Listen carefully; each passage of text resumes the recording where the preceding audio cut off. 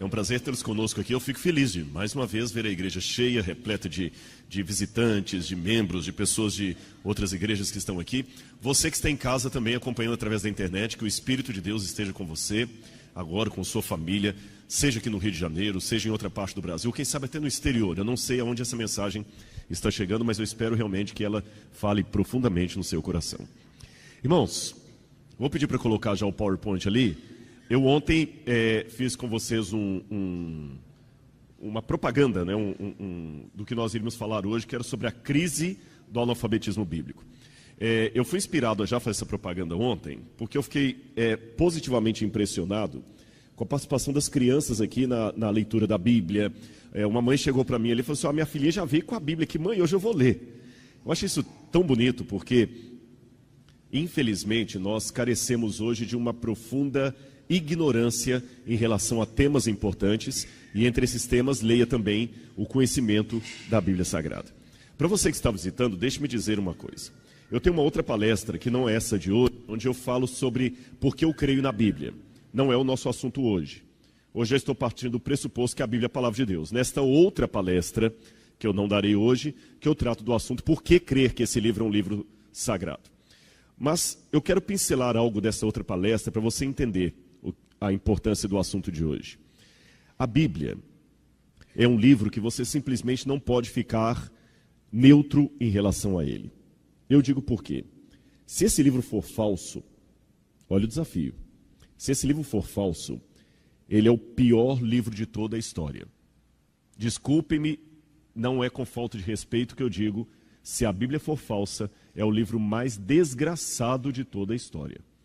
Por quê?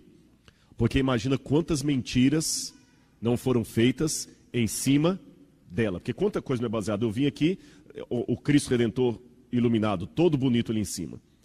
Por que fizeram um Cristo Redentor? Baseado numa história daqui.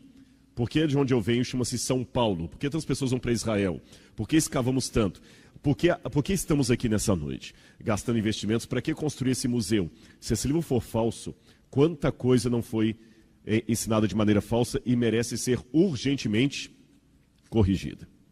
Por outro lado, porém, se esse livro for verdadeiro, é o maior livro de toda a história. O mais maravilhoso, o mais fantástico. Em outras palavras, se eu estou segurando um livro falso, sábio é aquele que o combate. Mas se eu estou segurando um livro verdadeiro, sábio é aquele que o segue. Perceberam a questão? Então hoje trabalhando com o pressuposto que eu estou diante de mim com um dos livros mais importantes da história, se não o mais importante, por que eu devo então me preocupar com essa questão da crise do analfabetismo bíblico? Deixe-me contar, para quebra-gelo dessa reflexão, uma historinha para vocês. Uma anedota. Dizem que um pastor uma vez chegou a uma igreja, ele havia acabado de ser apresentado na igreja, e no sábado seguinte, para aqueles que são visitantes eu vou explicar, a igreja adventista tem o culto do sábado e tem a escola sabatina. Como a igreja católica tem o catecismo e as evangélicas têm a escola dominical. Nós temos a sabatina porque é no sábado. Dizem então que esse pastor chegou todo feliz assim no fundo da igreja, vendo crianças correndo para lá, para cá, aquele monte de criança feliz. E ele falou: escuta, vem cá menino, vem cá. Oi pastor, o senhor é o novo pastor? Sou o novo pastor. Conta uma coisa pro pastor aqui, ele gostava de criança. Conta sim o quê? Quem derrubou os muros de Jericó? O menininho falou assim: o quê? Não fui eu não, pastor. Eu juro que não fui eu. Eu não fui eu, pastor, e saiu correndo. Ele desesperado, o que esse menino teve? Perguntou para um segundo: ei, fulano, vem cá. Oi, quem derrubou os muros de Jericó? Não sei, pastor, não sei, não vou contar também, não sei, não. E saiu correndo.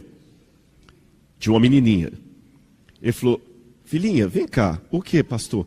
Quem derrubou os muros de Jericó? Pastor, não sei, pastor, eu juro que não sei. Começou a chorar. Ele preocupado com a situação, chamou a professora das crianças. E perguntou: irmã, pois não, pastor, eu estou com uma preocupação muito séria com as crianças. Mas como o senhor acabou de chegar, mas eu perguntei para 3 das suas crianças, quem derrubou os muros de Jericó? Aquele menininho, aquele outro e a menininha. Saíram correndo, disseram que não foram eles, que não sabiam quem foi. Ela falou: olha pastor, vou ser sincero com o senhor, aqueles meninos ali são meio bagunceiros mesmo. Aquela menina, se ela falou que não é ela, não é mesmo não, porque é uma menina muito séria. Preocupado, ele reuniu a comissão da igreja naquele sábado à tarde. e falou: irmãos, temos que trocar essa professora, alguma coisa está errada aqui. Por quê, pastor? E o ancião era marido da mulher, acho que ele ficou mais irritado por causa disso. Não, eu perguntei para 3 crianças de manhã, quem derrubou os muros de Jericó? A resposta que eu recebi que não eram elas, saíram correndo, que não sabiam quem era. E eu perguntei para a professora, não, realmente não deve ter sido aquelas crianças não. Irmãos, como é que a gente faz isso? O ancião pegou um cheque e falou: pastor, sem discussão, fala quanto que é esse muro que eu pago esse negócio aí. Eu sei que foi apenas uma anedota para quebrar o gelo, mas o assunto é sério. Nós estamos padecendo hoje de uma profunda crise de leitura da Bíblia. Só para os irmãos terem noção, nos Estados Unidos, que é um país que tem tantas Bíblias, mais de 90% dos lares americanos têm pelo menos um exemplar da Bíblia. Contudo, menos de 20% da população americana leem a Bíblia todos os dias. Eu não tenho um dado no Brasil, infelizmente o Brasil é muito fraco ainda de pesquisas assim. A gente tem que pegar a relação americana. Mas, infelizmente, eu acredito que muitas pessoas no Brasil também não leem a Bíblia todos os dias, embora tenhamos tantas Bíblias. Só para eu ter uma noção do que eu estou falando, incluindo smartphones, tablets e a Bíblia impressa, quantos têm pelo menos um exemplar da Bíblia em mãos aqui nessa noite? Olha, não vou falar 100%, porque eu vi umas 2 mãos abaixadas aí, mas chegou perto disso. Eu não vou perguntar quantos a leem todos os dias para não constranger ninguém, mas eu tenho certeza que o número de mãos vai cair. Agora vejam um contraste. Vamos abrir a Bíblia em Apocalipse capítulo 1, verso 3. Eu vou pedir essa moça aqui para ler para mim. Você pode ler? Apocalipse capítulo 1, versículo 3. Capítulo 1, isso, versículo 3. Preste atenção na leitura dela e vejam se vai estar um pouquinho diferente da de vocês. Bem-aventurado é aquele que lê os que ouvem as palavras dessa profecia e guardam as coisas que nela estão escritas, porque o tempo está próximo. Muito obrigado. Viu? Perceberam como ela leu? Eu vou repetir a tradução do que ela leu. Bem-aventurado aquele que lê e aqueles que ouvem as palavras da profecia desse livro e guardam as coisas nelas escritas, porque o tempo está próximo. A sua Bíblia, eu sei que algumas Bíblias estão diferentes, por causa da versão mais moderna, mas existe um detalhe especial que dá uma diferença marcante entre as traduções. Eu vou repetir a tradução dela. Bem-aventurado aquele que lê e aqueles que ouvem as palavras da profecia desse livro. Alguma Bíblia está diferente disso? Qual a diferença? Os que ouvem, eles guardam, né? Sim, mas só essa frase, bem-aventurado aquele que lê e aqueles que ouvem, obedecem. Mas não tem uma diferença de modo verbal aí não? De concordância verbal? Bem-aventurado aquele que lê e aqueles que ouvem. Não existe uma diferença de singular e plural aí? Como é que está na Bíblia de vocês? Ou de alguns aí? Em algumas Bíblias está bem-aventurados aqueles que leem e aqueles que ouvem. Na versão dela, bem-aventurado o que lê e os que ouvem. A diferença é que numa versão, todo mundo lê, todo mundo ouve. Na outra versão, um lê e os outros ouvem. Esta versão segunda é que está correta. No original grego, está bem-aventurado aquele que lê, singular, e aqueles que ouvem, no plural. Rodrigo, mas é uma diferença pequena, não é não. Sabe por quê? Sabe por que no original grego está bem-aventurado aquele que lê e aqueles que ouvem? O que vocês deduzem? Será que eles tinham tanta Bíblia assim para todo mundo? A Bíblia era tão rara e cara que a igreja cristã primitiva tinha às vezes só um exemplar ou um pedaço em que a pessoa teria que ler e os demais ouvirem. E muitas vezes as pessoas decoravam. Aliás, a Bíblia é muitas vezes feita de maneira mnemônica, ou seja, para facilitar a memorização. Se você pegar os Salmos, a poesia hebraica, ela é sempre em paralelismos. Sempre em paralelismos. A mesma ideia é repetida várias vezes. É como se eu dissesse, a menina era inteligente e bonita. Uma garota esperta e formosa. Eu falei a mesma coisa, menina, garota, inteligente, esperta, bonita, formosa. Você repete a mesma ideia várias vezes para facilitar a memorização, porque as pessoas não tinham acesso à Bíblia. Agora vejam que contraste. Enquanto ali a maior parte das pessoas não tinham Bíblia e se esforçavam para entendê-la, nós que temos tantas Bíblias, não nos preocupamos com isso. Deixa eu contar uma coisa rápida para os irmãos. Tá falando aqui, a pilha vai trocar? Eu percebi. Quer que eu pegue qual?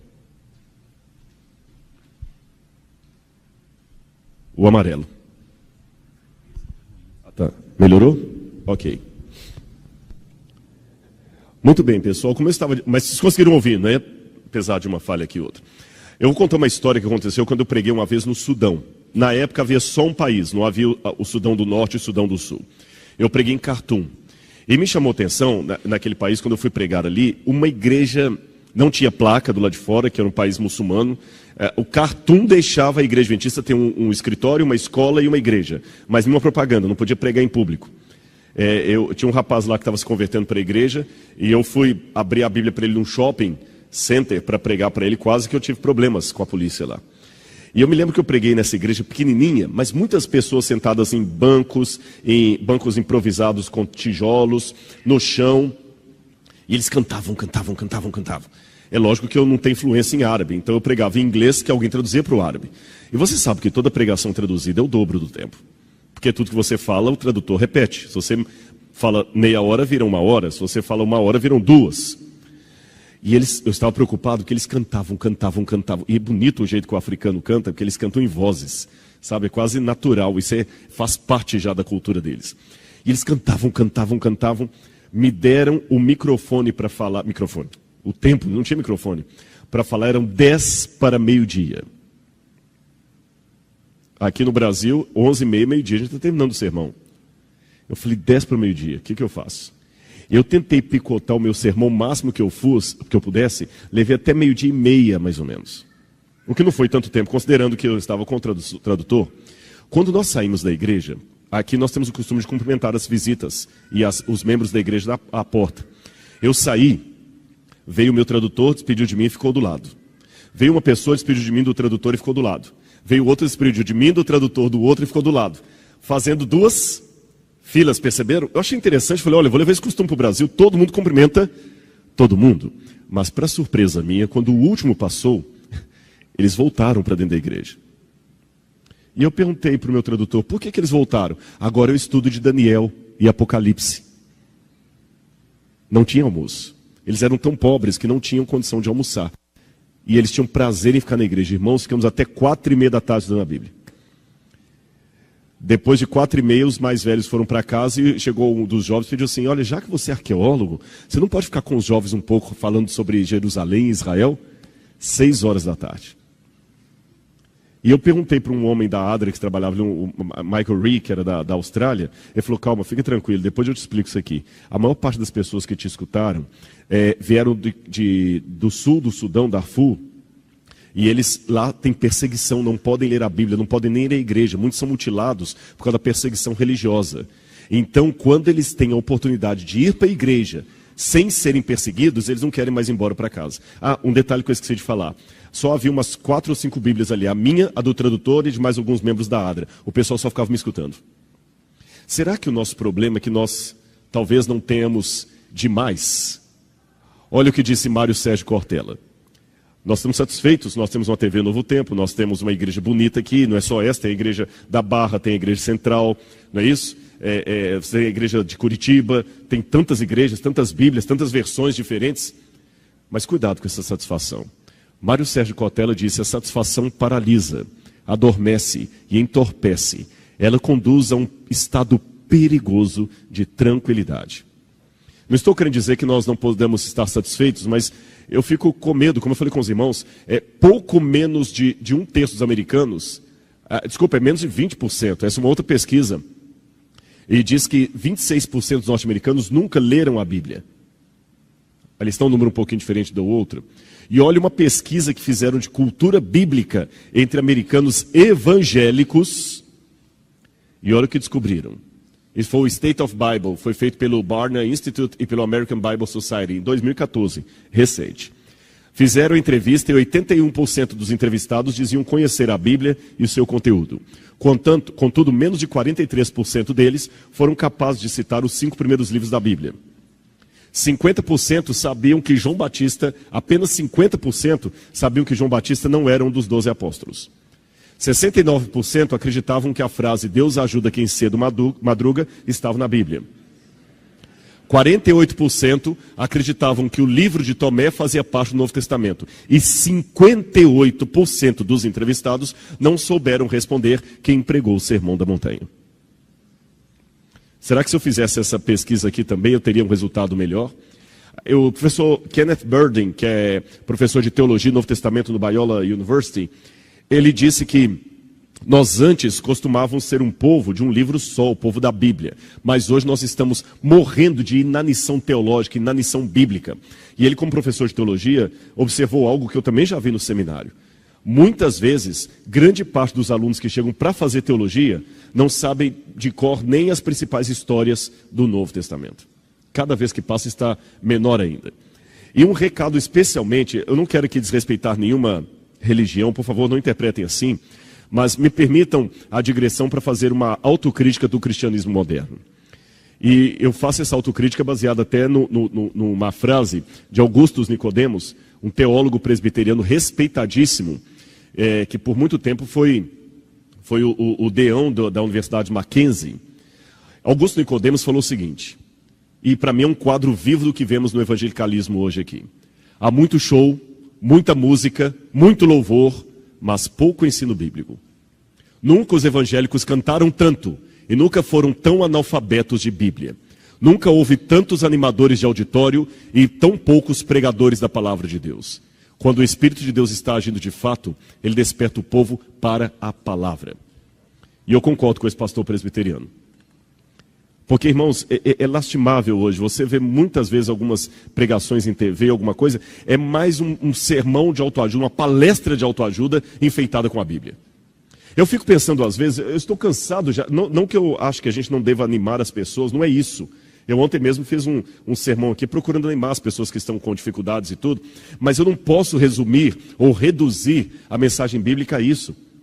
Há pessoas que todo sermão é só a mesma coisa, é Davi lutando contra Golias.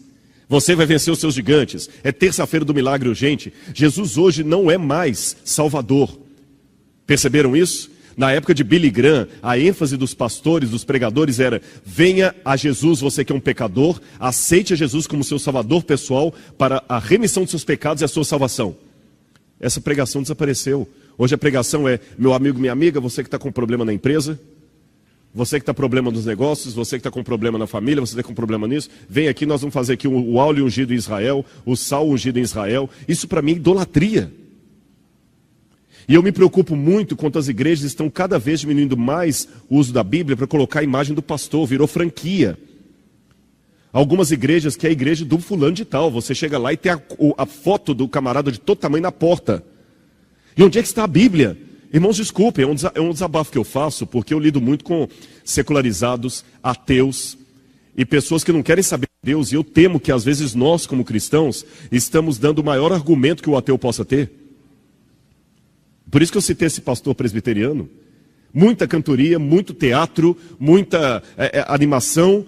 Uma vez um ateu que estava ouvindo essa mesma palestra minha, ele estava na igreja e falou assim: obrigado, eu gostei do que você falou, porque eu fui a uma igreja uma vez com os amigos, e eles cantaram tanto, e gesticulavam, e levantavam a mão para cima, e tudo mais, e choravam, e riam, e pulavam. E depois que nós saímos, o meu amigo falou: então, você não sentiu nada de especial? Porque olha como é que nós estamos nos sentindo leve. E ele falou assim: olha, posso ser honesto, não quero ofender vocês. Eu sou professor de educação física.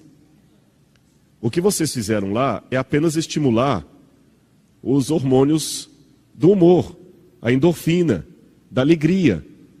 Isso eu faço na academia, as pessoas saem do mesmo jeito, vocês gesticularam, pularam. Perceberam? Eu acho que a gente tem que mostrar a razão da nossa fé. Por que eu creio que Jesus Cristo é o Senhor? Qual a diferença entre Sansão e Hércules? Porque hoje a história de Sansão é contada de um jeito tão banal, só de autoajuda, que eu acho que quase dá para fazer a mesma coisa com a mitologia grega. Hércules lutou contra o leão de Nemeia. Hércules lutou contra os seus inimigos. Hércules realizou os seus 12 trabalhos e enfrentou os titãs. Por isso Hércules conseguiu um lugar no topo do Olimpo, ao lado de Zeus. Você também hoje deve ser um Hércules. Qual é o leão de Nemeia da sua vida?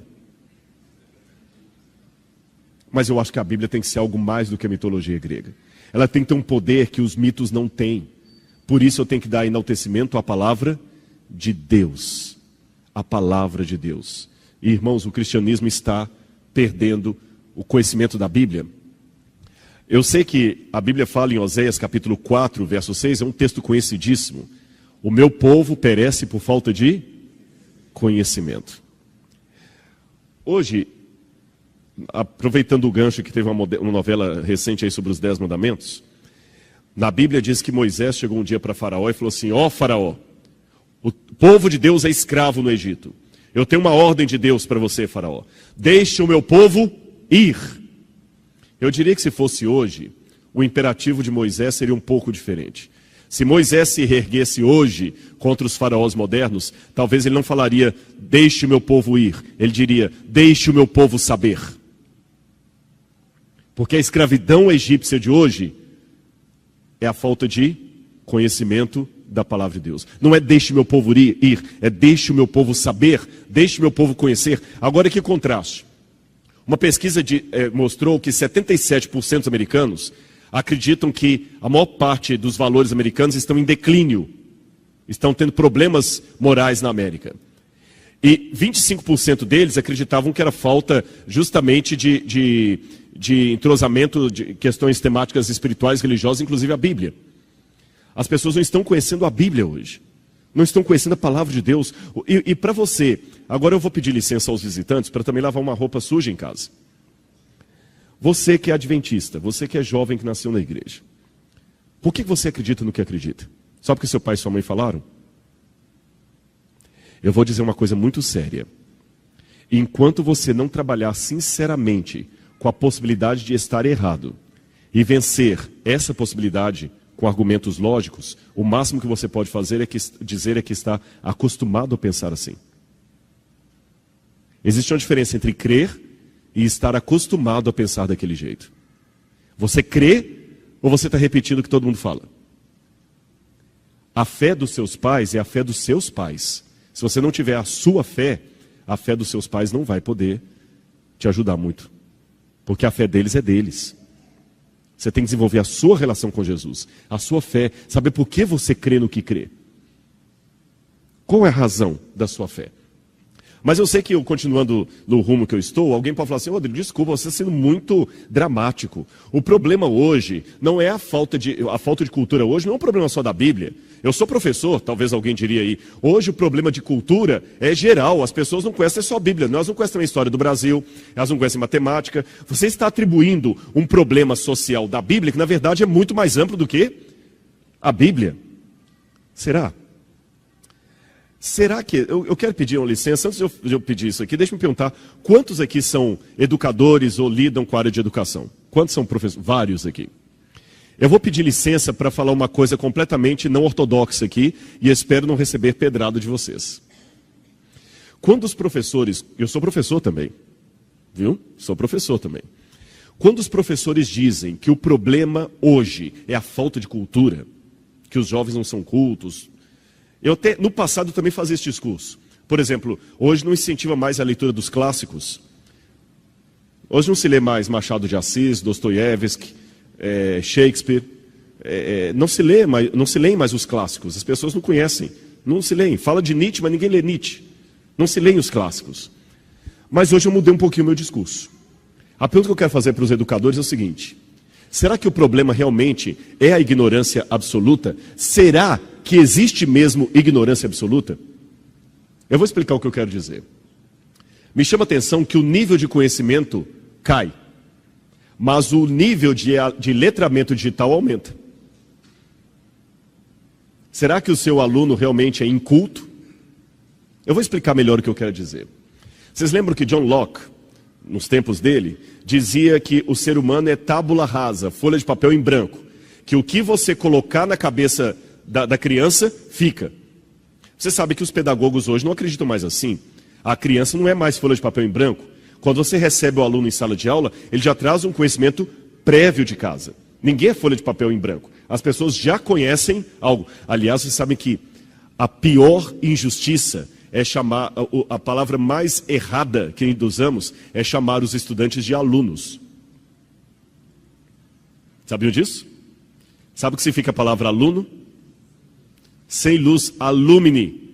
A gente ainda chama os estudantes por uma palavra que está desatualizada. Porque aluno sem luz reflete essa época em que acreditavam que o ser humano nascia como tábula rasa, folha de papel em branco. Hoje os professores sabem que não. O aluno já traz muito conhecimento de casa, conhecimento prévio, mesmo as criancinhas. Você pensa que não? Estão atentos a tudo. Agora, então, se é assim, eu tenho a ideia, meus amigos professores, educadores, que o problema hoje não é a falta de cultura. Pelo contrário, não existe falta de cultura. Existe cultura inútil e perigosa. Hoje nós vivemos uma época de muitos doutores ou doutorandos em cultura perigosa e inútil. Pergunte para um jovem o nome dos 12 apóstolos, ele não sabe dizer. Mas pergunte para ele todos os personagens do Game of Thrones, ele sabe.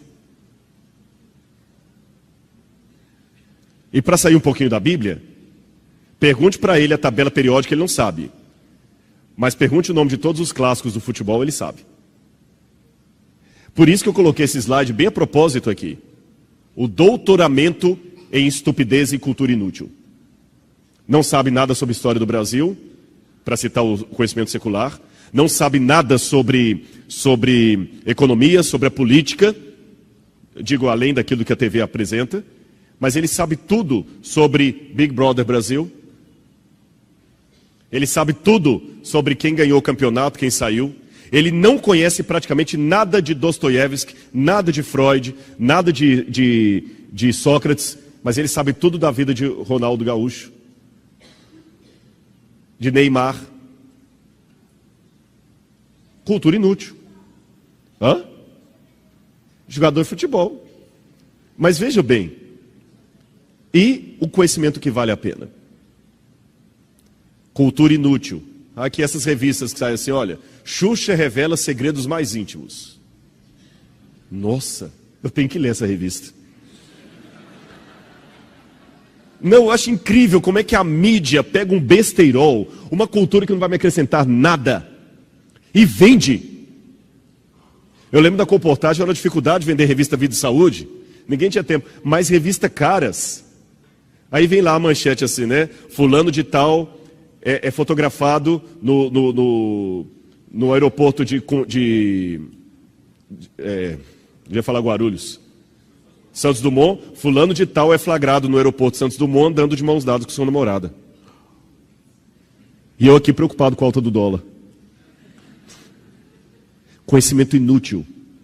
E jovens, sabe por que eu estou... Não estou falando que você tem que ser um nerd agora, não pode ter um pouquinho de conhecimento popular. O problema é que a sua mente... Você está acostumado com o computador mais do que eu. Você já nasceu numa geração de internet. Você sabe que quando você começa a colocar muita coisa no computador ali, ele vai ficando mais lento. Você vai enchendo o seu celular de foto, tem uma hora que ele para de tirar foto. Por quê?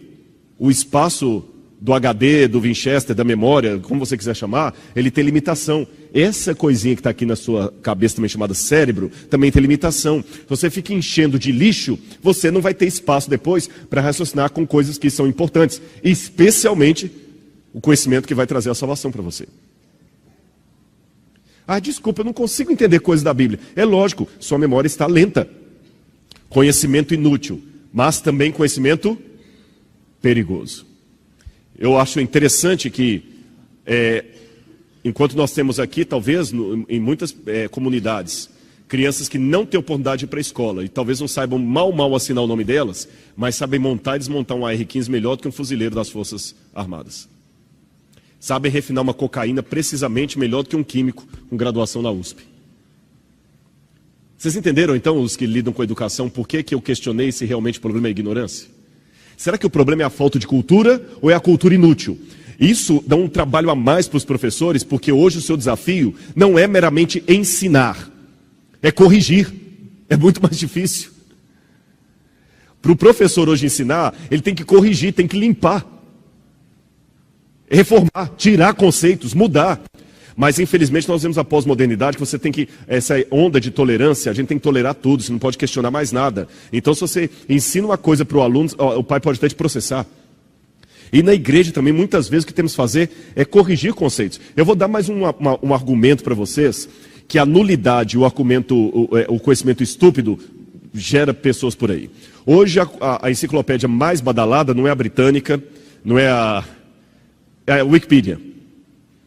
Todos os acadêmicos têm um pavor da Wikipedia, porque ela mistura a frase de um acadêmico de Harvard com uma criança de 10 anos na mesma página. Mas a Wikipedia tem um aspecto social relevante que eu queria trabalhar com vocês. A Wikipedia, você sabe como funciona, ela é alimentada por pessoas de todas as áreas, concorda? Então a Wikipedia me dá uma lista de qual o conhecimento que interessa às pessoas, porque se são as pessoas comuns que alimentam a Wikipedia, o conhecimento mais valorizado pelas multidões também será mais valorizado na Wikipedia, porque ela reflete aquilo que o povo valoriza. Agora vejam, lembram que o Romário, quando ele falava da camisa 11 dele, ele falou assim, Deus é 10, mas Romário é 11. Vocês se lembram disso? Eu acho que agora a coisa ficou pior, porque Romário acabou virando 21 e Deus virou 9. Por quê? Se você olhar a Wikipedia, você tem 1000 palavras, só para falar dos 1000 gols de Romário e tudo mais, você tem 21.000 palavras no verbete Romário. Olha depois na Wikipedia. É lógico que ela sempre modifica, né?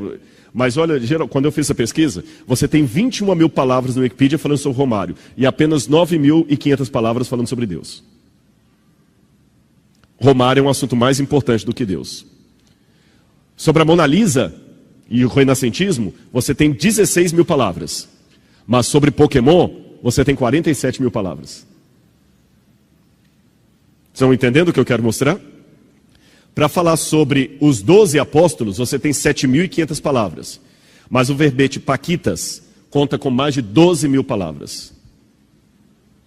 Para falar sobre o Tiranossauro Rex, você tem 13.000 palavras. Já para falar sobre o Yoshi, que é um personagem de videogame, você tem 16.000 palavras.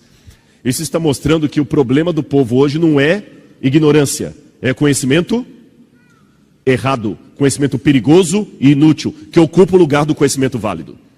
Agora eu queria abrir a Bíblia com os irmãos em Oséias, capítulo 4, verso 12, para mostrar uma coisa interessante. Nós citamos o texto de Oséias aqui, onde ele fala que o meu povo perece por falta de conhecimento. Mas tem uma coisa que as pessoas não percebem tanto. Oséias 4, verso 12. Olha o que diz aqui. O meu povo consulta o seu pedaço de madeira, a sua vara lhe dá a resposta, porque um espírito de prostituição os enganou, e eles, prostituindo-se, abandonaram o seu Deus. O que eu aprendo de Oséias 4,12? O problema do povo de Israel, quando falava assim, o meu povo perece por falta de conhecimento, não é que o povo era ignorante, é que o povo era doutor em paganismo. Eles eram ignorantes em Javé. Percebeu a diferença? Eles tinham conhecimento, mas não de Deus, do que não prestava. E como é que na arqueologia eu vejo isso? Bom, eu posso mostrar para vocês, através de um exemplo arqueológico, que o povo de Israel e Judá se tornava cada vez mais doutor em paganismo e menos alfabetizado no Deus de Abraão. Vamos falar desse sítio arqueológico aqui, Tel Motzá, que fica pertinho de Jerusalém. Ele está a 3 ou 4 quilômetros da Grande Jerusalém. E em Tel Motzá, eles descobriram uma coisa muito interessante, da época da monarquia. Um altar de sacrifícios. Isso chamou atenção porque o local do sacrifício era Jerusalém, era o templo. Mas mesmo com o templo funcionando em Jerusalém, havia ali do lado um altar de sacrifícios. Aqui está o sítio arqueológico e aqui atrás fica o altar de sacrifícios. Deixa eu explicar para vocês, a diferença de um altar de sacrifícios israelita para um altar de sacrifícios de outras culturas, é que Deus orientou que o altar hebreu ele deveria ser de pedras brutas. Do jeito que ela estava na natureza, tinha que pegar. O altar pagão era de pedras lavradas, ou seja, como se fosse um tijolo mesmo, tudo retinho. Quando eu analiso esse altar, eu percebo que ele é feito de pedras brutas, exatamente como Deus orientou, ou seja, era um altar israelita. Se eu encontrasse só esse altar, pequeno, simples, eu falo, olha, o pessoal aqui seguiu aquilo que Deus ordenou. Porém, olha o que chamou a atenção. Junto ao altar, várias estatuetas. Você sabe, uma das coisas que marca um sítio israelita é o fato de não encontrar ali estatuetas, ídolos. Mas olha quantos que encontraram ali. Olha a quantidade. Sincretismo. Eles faziam por um lado o que Deus mandava e faziam por outro o que Deus detestava. E esse sincretismo fascinava o povo de Israel tanto. Vocês estão notando, que animal é esse aqui? Conseguem perceber? Um cavalo, é uma besta de carga. Uma das divindades que mais chamava atenção naquela época era Áshera. Áshera era a esposa de El, da família de Baal. Da família de Baal. E olha esse achado arqueológico aqui, que incrível. Alguém desenhou, isso aqui é datado do século X a.C. Alguém desenhou aqui 3 personagens e escreveu em hebraico aqui em cima, para Yahweh, o nome de Deus, para Yahweh e a sua Áshera. O que vocês perceberam? Se Baal tem uma esposa, se El tem uma esposa, o que está faltando no nosso Deus? Vamos colocar uma esposa para ele ficar mais popular. Criaram uma esposa para o Deus de Israel. E isso me acho tão interessante que essa Áshera, essa aqui são alguns exemplares de Áshera que nós temos no Museu do UNASP. Isso aqui faz parte do acervo do Museu do UNASP, original.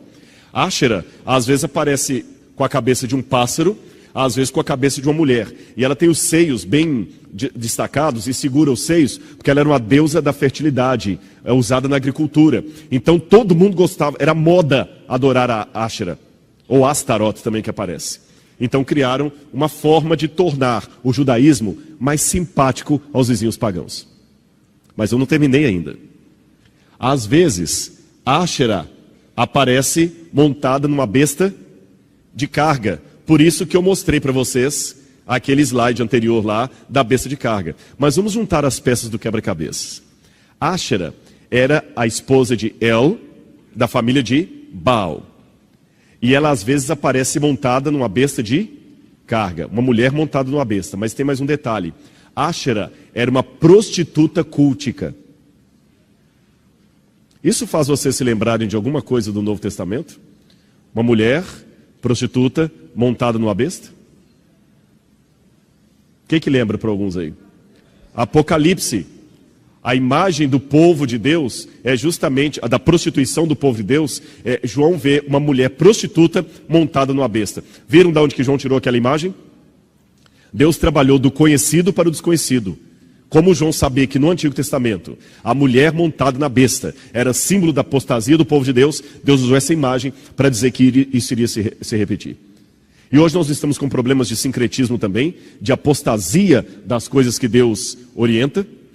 Irmãos, é interessante notar que na história de Israel, essa busca pelos ídolos só passou quando eles tiveram o trauma do cativeiro da Babilônia. Aí eu fico pensando, que tipo de trauma Deus talvez não nos obrigará a passar como um povo para deixarmos também os nossos ídolos. E qual era o grande problema do passado? Vamos tornar o judaísmo mais atraente. Deixa eu abrir uma notinha de rodapé aqui para explicar uma coisa para vocês. É lógico que eu tenho que tornar a minha religiosidade relevante para a sociedade. Lógico que eu tenho que tomar. Tem uma história que eu já contei, talvez alguns já ouviram na internet, eu vou repetir essa história porque ela cai bem aqui. Houve uma vez um episódio, fictício é claro, que um paraquedista pulou do seu avião e veio descendo com paraquedas, mas o vento soprou o paraquedas para longe e ele ficou enroscado numa árvore, pendurado ali, desesperado. Como é que ele descia?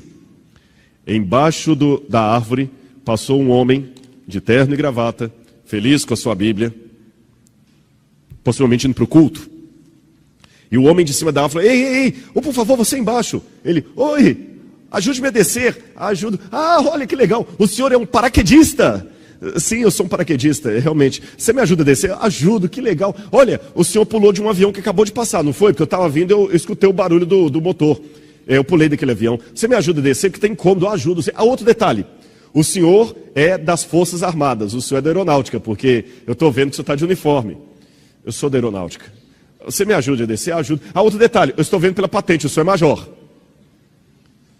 Aí já impaciente, o paraquedista falou, sim, sou major. E você é crente, né? Eu falei, eu sou, como é que o senhor sabe? Por causa da Bíblia? Ele disse, não, é que você está me falando um monte de verdade que não serve para nada.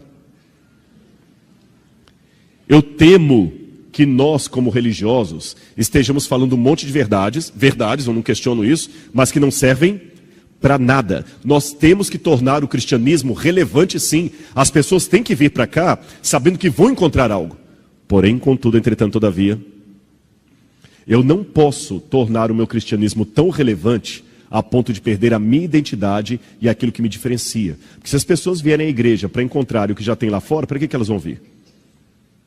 Irmãos, eu não sou médico, eu sei que há muitos médicos aqui, eu vou pedir licença para entrar na área de vocês, só figurativamente falando, eu não sou médico, mas uma coisa eu tenho certeza, que a diferença entre veneno e remédio é uma questão de dosagem. Então, até que ponto você está querendo tornar a igreja mais simpática, mais atrativa? Olha isso aqui que eu vi nos Estados Unidos, mesclas modernas. O que vocês estão notando de interessante aqui? Jesus, não é?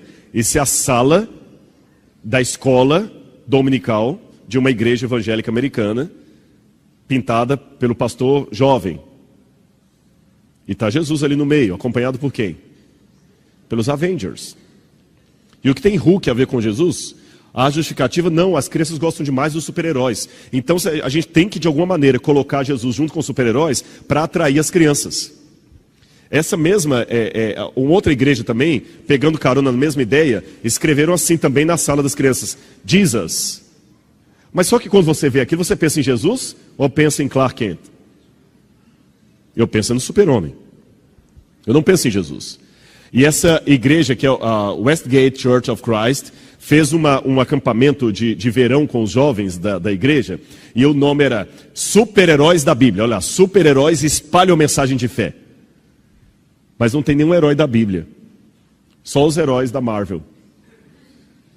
Olha lá. E todos me vestidos de Homem-Aranha. Não apareceu nenhum Davi ali, não apareceu nenhum Sansão. Esse aqui é um dos líderes da igreja vestido de Homem-Aranha. E esse é o pastor dos jovens vestido de Batman. Eu sei que alguém pode falar, mas isso não vai acontecer no Brasil. Cuidado. Às vezes é muito fácil ver o defeito do lado de lá. E eu também tenho receio daquele argumento que se dá às vezes na igreja, que é o argumento da estética. Ah, mas isso é bonito. Eu não quero aqui dar palestra sobre música, porque eu não sou músico, vocês nunca vão ver uma palestra sobre música minha. Porque se sentar no piano ali, eu não sei o dó central. Então, para que eu vou falar de uma área que eu não domino? Eu vou falar bobagem aqui. Mas eu fico preocupado com algumas argumentações. Ah, não importa o estilo da música, não, o que importa é que seja bonita, que toque as pessoas. E tem que tocar. E quanto mais legal, será? Eu lembro da história de Caim e Abel. 2 altares. Um altar de frutas, coisas da terra, e um altar com animal sacrificado. Qual dos dois era mais bonito? De frutas, claro. Mas Deus criou o altar de Abel. Eu tenho que aceitar o desafio de aprender a trocar a estética pela ética. Nem tudo que é bonitinho faz parte do plano de Deus. Agora, cuidado, para não parecer que eu estou levando vocês ao fanatismo. Deus pede na Bíblia para que eu seja diferente, mas Deus não pede para eu ser esquisito. Tem irmãos da igreja que confundem ser diferente com ser esquisito, ser estranho. Também não quero agora que ninguém aqui mais assista um filme, um desenho animado. Não é isso, não é isso. Queima a televisão, não é isso.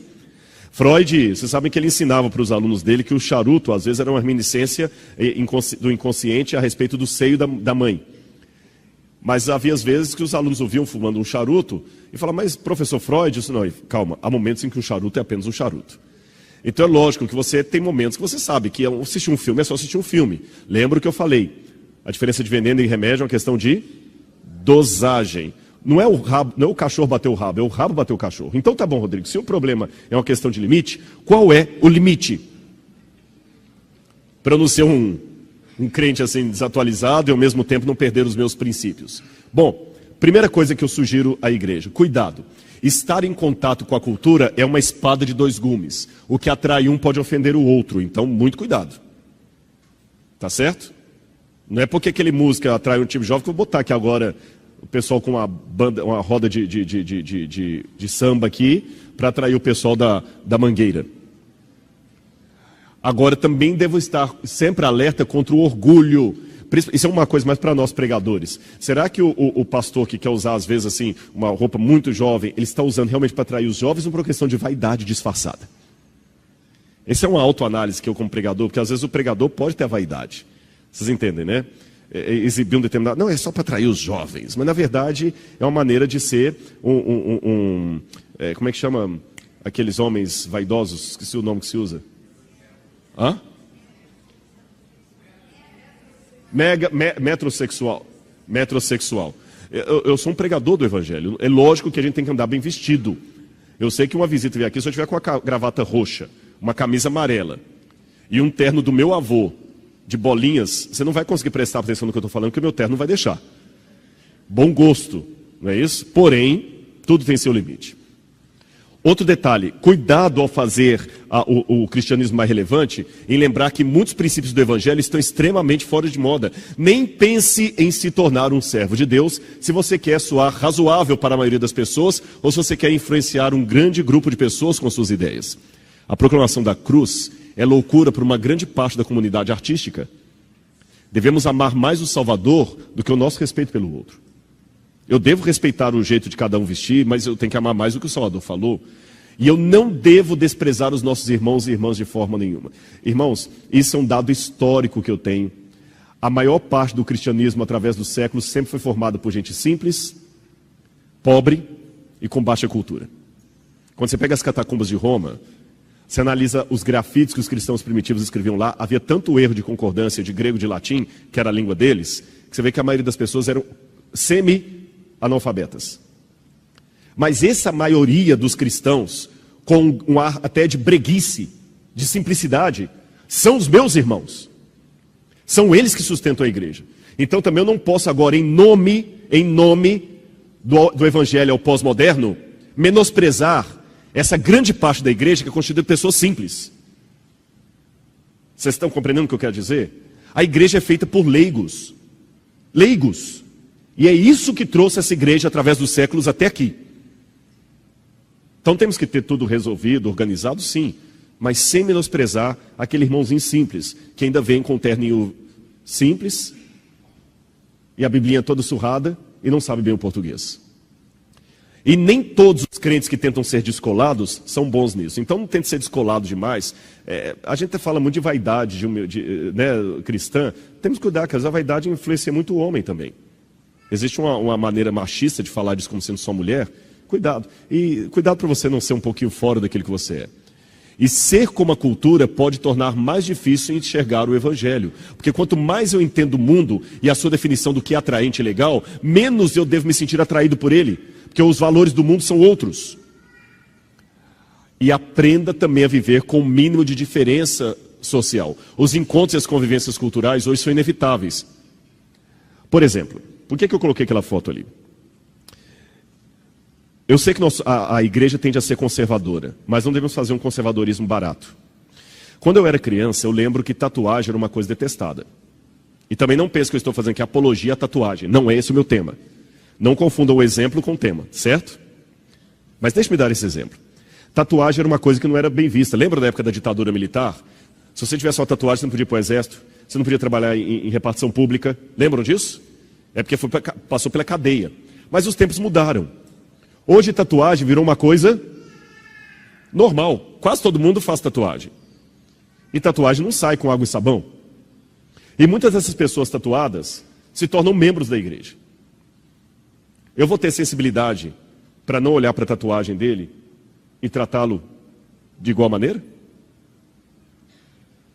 Será que eu estou preparado para receber pessoas tatuadas para vir falar aqui na frente? Para usar uma camisa de manga no acampamento? Não, esse não pode ser líder dos jovens. Não, porque ele tem uma tatuagem aqui, os jovens vão ver. Eu tenho que estar um pouco mais aberto. Senão, vou criar uma discriminação desnecessária. Perceberam a questão? Houve uma moça que levou o pai dela em São Paulo numa igreja e ele era tatuador. Ele não aguentou ficar muito tempo na igreja, porque falou que o pessoal olhava tanto para ele assim que ele se sentiu mal e saiu. Sabe uma coisa que eu tinha vontade de escrever? Eu estou com isso na cabeça. Inspirado na Glorinha Calil, que ela é uma socialite que não é fresca, desculpe. Ela é prática. Ela é muito prática. Ela ensina como usar um celular em público, não é? Eu pensei, talvez, não que eu seja a pessoa ideal para fazer isso, mas eu tive esse insight de fazer um manual de boas maneiras na pregação do Evangelho. Porque às vezes eu tenho uma maneira brega de pregar o Evangelho que mais afasta do que ajuda. Sabe, como é que você toca determinados temas para não tornar o Evangelho uma coisa, sabe, ridícula. Bom, isso é só uma digressão. Agora, fala-se muito de tentação, mas existe também o pecado da distração, cuidado, viu? Muitas pessoas não leem a Bíblia hoje, não é porque eles estão fazendo coisa errada, é porque eles estão fazendo coisa certa em quantidade errada. Qual a diferença, Rodrigo? Eu não entendi entre tentação e distração, eu explico para você. Tentação, alguém que está na internet vendo site pornô. Isso é tentação. Distração, alguém que está na internet olhando a página do UOL, mas o dia inteiro. O Facebook, o dia inteiro. Ninguém vai chamar a atenção de um jovem, de um membro da igreja, porque ele está navegando na página do UOL ou no Facebook dele. Ninguém precisa navegar escondido no UOL. Na pornografia, sim. No UOL, não. Pornografia é tentação, o UOL é distração. E eu fico achando que às vezes a ameaça maior da igreja não é a tentação, é a distração. Porque a tentação, tu vai falar que é errado. Uma mãe vai dizer assim, olha, por favor, converse com meu filho que eu peguei, esfalaguei no quarto mexendo com pornografia. Mas é a distração. Ela é igualmente satânica. Ela te distrai com coisas que não são moralmente erradas, mas te tomam o tempo da palavra de Deus. É interessante que, você lembra de Oliver Oil, que falou do livro 1984? Ele disse que quando as pessoas, aliás, na época de Oliver Oil, ele dizia que o governo totalitário seria o grande problema da humanidade. Mas existe um outro autor, Neil Postman, que diz que o problema da humanidade hoje não é o governo totalitário. É quando as pessoas começassem a amar a opressão e a adorar as tecnologias que os governos autoritários fazem. Essa é a nova ditadura do século XXI. Eu tenho um também. Mas será que eu não amo isso aqui mais do que a minha vida? Perceberam a questão? O problema não é ter. O problema é colocar isso aqui como uma coisa que você não pode viver mais sem isso. Bom, prioridades hoje. Gasta-se muito tempo naquilo que é importante, não tem tempo para aquilo que é essencial. Gasta mais tempo assistindo televisão do que memorizando a palavra de Deus. Mais tempo em redes sociais do que lendo a palavra de Deus. Mais tempo jogando videogames do que estudando a palavra de Deus. E por que é importante estudar a Bíblia? Simples. Porque a Bíblia que vai te conduzir à fé, Romanos 10, 27, é a Bíblia que vai produzir o conhecimento necessário para o crescimento cristão. E a Bíblia é importante para guardar a verdadeira doutrina. E como estudar a Bíblia? Já que ela é tão importante? Simples. Procure um lugar, horário, tempo de início e tempo de término. Se você só tem 15 minutos, que sejam 15 minutos. Leia com calma, medite, deixe Deus falar com você. Tenha um plano de estudos e metas a cumprir. Invista em ferramentas de apoio para os seus estudos. A igreja tem publicado, livros, lição da escola sabatina. Às vezes as pessoas fazem perguntas de Bíblia que se ela estudasse a lição, ela saberia melhor. E a melhor maneira de aprender é ensinar. Quanto mais você falar daquilo para os seus filhos, você vai mais aprender. E não esqueça o lado espiritual. Você não está lidando com um livro qualquer. Agora, quando e onde começar? Durante a infância.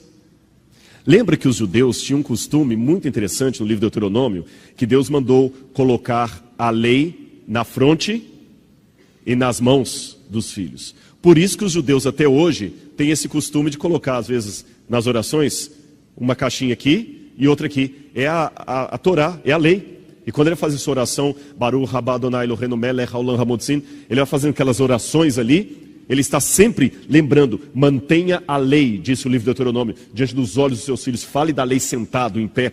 Irmãos, eu vi isso em Israel. Você tem duas classes de famílias em Israel. Aquelas que são religiosas conservadoras e as que são liberais. O contraste é incrível. Quando eu fico num hotel mais religioso, diferente de um hotel mais secularizado em Israel, olha o que eu já percebi. E no verão, hotel secularizado. Aquele bando de adolescentes sozinhos, com os monitores, correndo para todo lado, quebrando coisa, rindo, brincando, os monitores desesperados lá, sem saber como controla. Aquele monte de garotas e rapazes, segurando para não dormir em quarto separado. Para continuar dormindo em quarto separado. Aquele monte solto lá, rindo, dando gargalhada e tudo mais. Quando eu estou num hotel religioso mais conservador, no sábado, eu vejo ao pôr do sol as famílias sentando com os filhos em grama, em mesa, o pai, o avô, o tio, que eles viajam juntos em família, e os filhos ao redor da mesa, e eles cantam.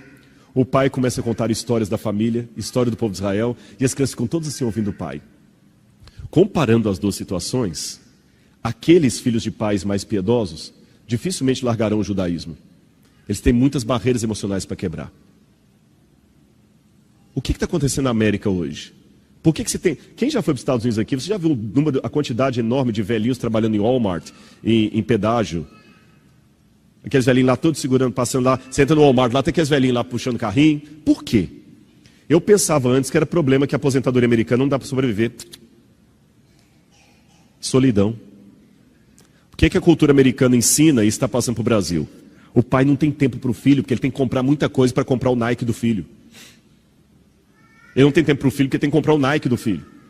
Aí ele trabalha, a mãe também trabalha. A criança vai para a escola lá, período integral, mais ou menos das 8 horas da manhã até as 4 horas da tarde.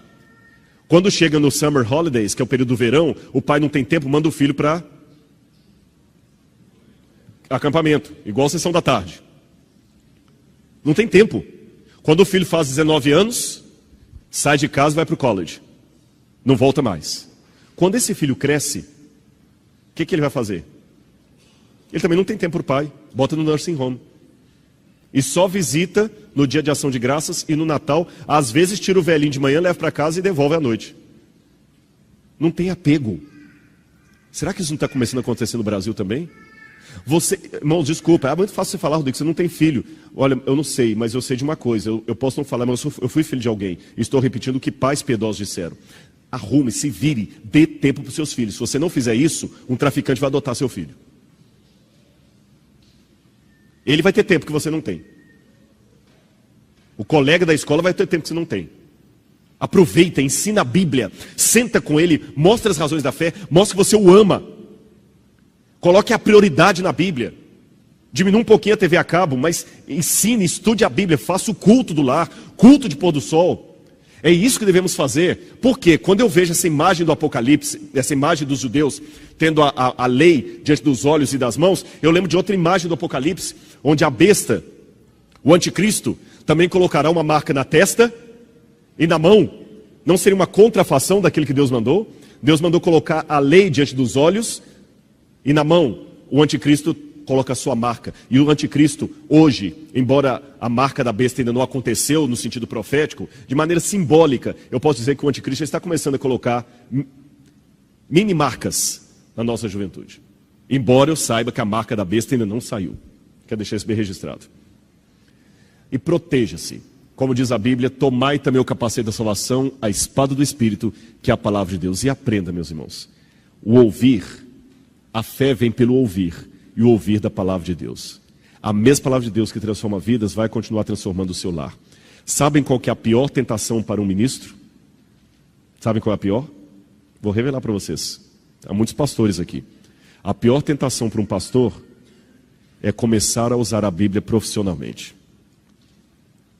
O dia que você usa isso aqui de maneira profissional, você perdeu o seu ministério. Mas não seria talvez a pior tentação para você? Querem um exemplo final do que a Bíblia pode fazer no seu lar? Querem? Então preste atenção nesse vídeo que eu vou mostrar para vocês. Eu mencionei ontem que você já deve ter visto sermões bonitos de pastor Luiz Gonçalves, pastor Alejandro Bulhon, pessoas se emocionando, não é isso? Você imaginou um sermão tão poderoso quanto o de Luiz Gonçalves, pregado por uma garotinha pequenininha, que faz um apelo em rede nacional, e uma criança aceita o apelo e se emociona? Querem ver isso essa noite? Presta atenção nesse vídeo, então, que foi gravado no programa do Raul Gil. E, ao assistir esse vídeo, especialmente o final, o início dele não parece uma coisa além de uma criança inteligente. A surpresa está no final. E pense, ao assistir esse vídeo, o que Deus pode fazer com você e sua família se você colocar a Bíblia no coração das suas crianças. Preste atenção. Fala então. A Bíblia está cheia de histórias de pessoas que fizeram Deus ficar muito feliz. E esta é mais uma delas. No livro de Gênesis, conta que teve um tempo em que os homens ficaram muito maus. Por isso, faziam coisas terríveis, matavam, roubavam, brigavam uns com os outros. Era uma loucura. E aí, pessoal, o que é isso? Vamos parar com essa bagunça, isso? O que está acontecendo aqui, afinal de contas? Brigando de novo. Mas que coisa, você só sabe arrumar confusão, hein? Ponto. Chegou, Santi. Sai pra lá, não é? Vem se não se mete, for chamar, tá legal? Vamos querer saber você não, cara? Nós queremos saber mesmo. É de muita farra, muita animação, socorro, muita loucura, tá, pessoal? É isso aí, cara. Deixa a gente passar, legal? Se moda. Esse é Noé, o homem que sempre procurou obedecer a Deus. Ele foi o único homem bom de todos os que viviam naquele tempo. O único homem que não tinha cabeça oca. Mas a família de Noé era diferente. Ele tinha 3 filhos que se chamavam Sem, Cã e Jafé. Todos trabalhavam com o pai. Tinham uma vida boa e alegre também. E choveu muitos dias, até que a água cobriu casas, montanhas, tudo. Ainda bem que o Noé foi obediente a Deus. Você também é obediente? A arca ficou presa no pico de uma montanha que estava debaixo da água. Noé colocou o nome daquela montanha de Monte Ararat. Apesar de todos os louvores do dilúvio, Deus estava alegre, porque o Noé o obedeceu. Por isso, a terra seria povoada de novo, e ele poderia se alegrar novamente com a sua criação. Quando chove, em qualquer lugar do mundo, quando as gotinhas de chuva encontram a luz do sol, o arco-íris aparece. Quando você ouvir riscando o céu, lembre-se dessa história que aconteceu de verdade há muitos anos atrás. Sai do meu amiguinho, que Deus te ama muito e cuida de você como cuidou de Noé e sua família. Então confie nele como Noé confiou.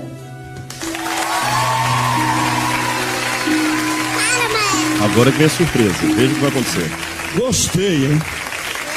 Gostei. Agora eu quero ficar mais um pouquinho aqui. Vem cá. O que foi? Vem cá. O que aconteceu? Não foi, porque ela tá sentindo Jesus no coração. Será? Vem cá, o que aconteceu com ela, hein? Vem cá. Tem Jesus no coração dela. Vem cá, vamos cá, as duas. O que houve? Fala aí, o que houve? Você tem Jesus no coração? Não.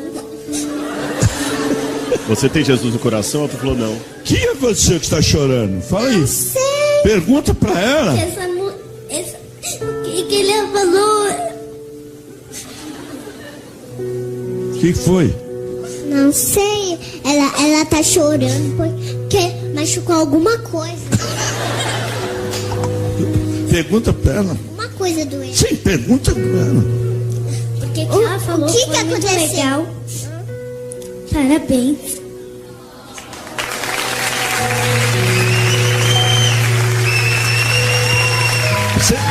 Você quer orar para ela também? Quero. Ajoelha aí que ela vai orar para você. Atenção, fala no microfone. Querido Papai do Céu, abençoe a Yasmin, dê a ela muita saúde, paz e muita felicidade para ela e para a sua família. Em nome de Jesus, amém.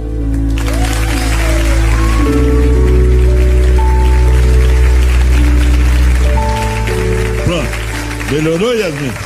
Então fala pro auditório por que Orei, você tá... agora ela não tá mais chorando, ela ficou feliz. Hã? Ela tá feliz agora. Pergunta pra ela. Você tá feliz? Tô. Ela tá. Tá. Pergunta pra ela por que ela tá chorando, que eu não entendi até agora. Por que você tá chorando? Porque você é muito linda, você conta bastante história de Deus. Você conta todas as histórias, todo mundo chora. Presta atenção, olha. Que tem alguma coisa na família, eles choram. Que tá acontecendo essas coisas, né? O que tem? Meu coração.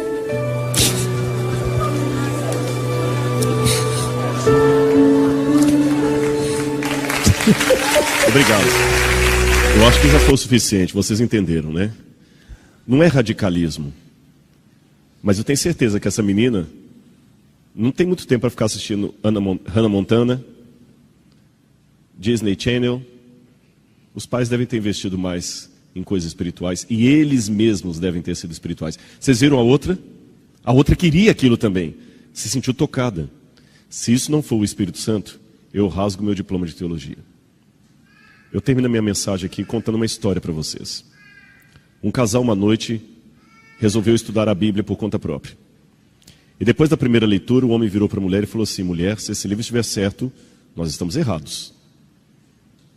Na segunda noite que ele estava lendo o livro, ele falou assim: mulher, se esse livro estiver certo, nós estamos perdidos. Mas na terceira noite, ele concluiu agradecido: se esse livro estiver certo, nós podemos ser salvos. E eu tenho certeza que esse livro está salvo, que está certo. E você pode ser salvo pela mensagem que ele traz. Que Deus abençoe cada um. Vamos estudar a Bíblia, vamos conhecer a palavra de Deus. Amém?